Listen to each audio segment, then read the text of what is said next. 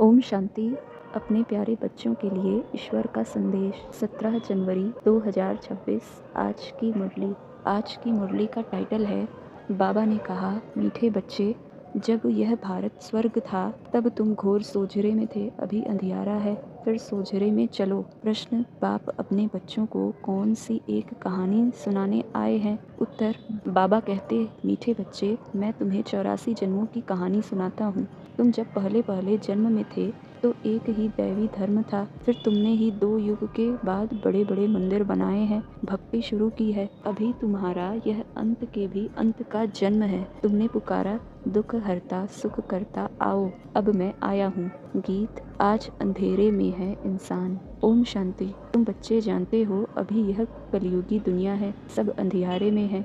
पहले सोझरे में थे जबकि भारत स्वर्ग था। यही भारतवासी जो अभी अपने को हिंदू कहलाते हैं, यह असुर देवी देवताएं थे। भारत में स्वर्गवासी थे जब और कोई धर्म नहीं था, एक ही धर्म था, स्वर्ग, वैकुंठ, बहिष्ठ, हेवन, यह सब इस भारत के नाम थे। भारत पवित्र और प्राचीन धनवान था। अभी तो भारत कंगाल है, क्योंकि अभी कलयुग है। तुम जानते हो, हम अंधियारे में हैं।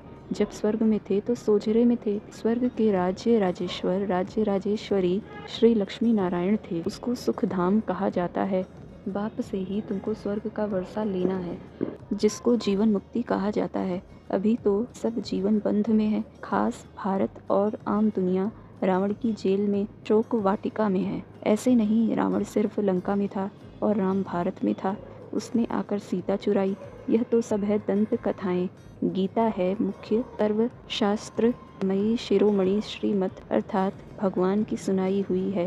भारत में मनुष्य तो कोई की सदगति कर नहीं सकते। सतयुग में थे जीवन मुक्त देवी देवताएं, जिन्होंने यह वर्षा कलयुग अंत में पाया था। भारतवासियों को यह पता नहीं है, न कोई शास्त्रों में है। शास्त्रों में है भक्ति मार्ग का ज्ञान, सदगति मार्ग का ज्ञान मनुष्य मात्र में बिल्कुल है नहीं।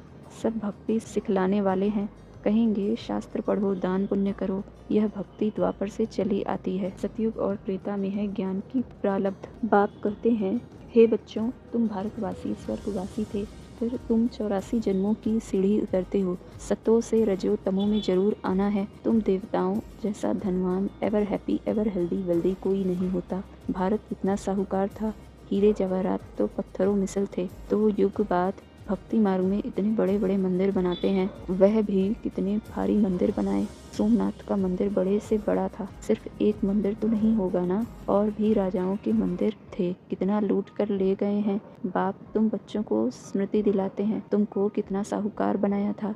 तुम सर्व गुण संपन्न, 16 कला संपूर्ण थे, यथा महाराजा महारानी।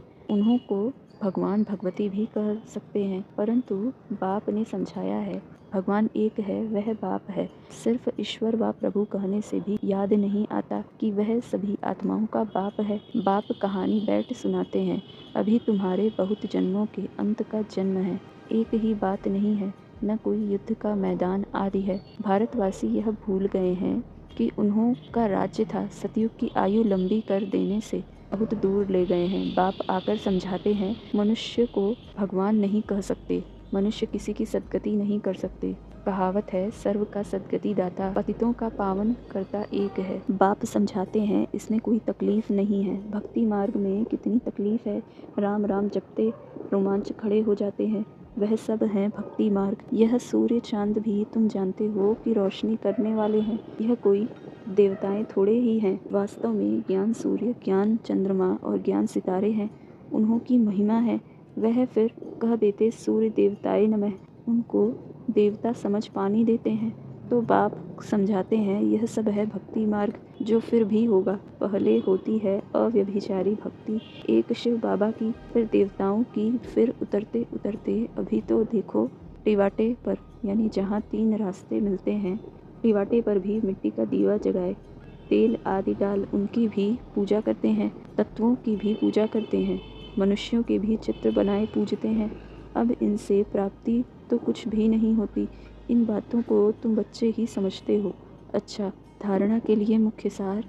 पहले पॉइंट, आत्मा से बुरे संस्कारों को निकालने के लिए देही अभिमानी रहने का अभ्यास करना है।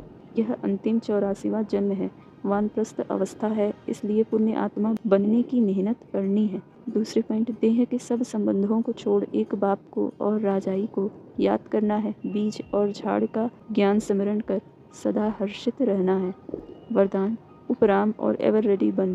बुद्धि द्वारा अशरीरीपन का अभ्यास करने वाले सर्व कलाओं में संपन्न भव। जैसे सर्कस में कला दिखाने वाले कलाबाज का हर कर्म कला बन जाता है, वे कलाबाज शरीर के कोई भी अंग को जैसे चाहे, जहाँ चाहे, जितना समय चाहे मोल्ड कर सकते हैं। यही कला है।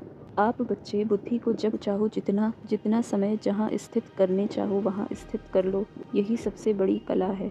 यही सबसे बड़ी कला है। इस एक कला से 16 कला संपन्न बन जाएंगे। इसके लिए ऐसे उपराम और एवर रेडी बनो जो ऑर्डर प्रमाण 1 सेकंड में अशरीरी बन जाओ। युद्ध में समय न जाए। स्लोगन, सरलता और सहनशीलता के गुण को धारण करने वाले ही सच्चे स्नेही और सहयोगी हैं। सरलता और सहनशीलता के गुण को धारण करने वाले ही सच्चे स्नेही और सहयोगी हैं। अव्यक्त इशारे, इस अव्यक्ति मास में बंधन मुक्त रह जीवन मुक्त स्थिति का अनुभव करो। जो परमात्मा ज्ञानी बच्चे हैं उन्हें ज्ञान का फल मुक्ति और जीवन मुक्ति का वर्षा संगम पर ही प्राप्त होता है। ज्ञान अर्थात समझदार हर कर्म करते हुए सदा स्वयं को बंधन मुक्त सर्व आकर्षणों से मुक्त बनाने की समझ रखता है। उनके हर संकल्प, बोल, कर्म, संबंध और संपर्क में मुक्ति जीवन मुक्ति की स्टेज रहती है, जिसको न्यारा और प्यारा कहते हैं। अच्छा।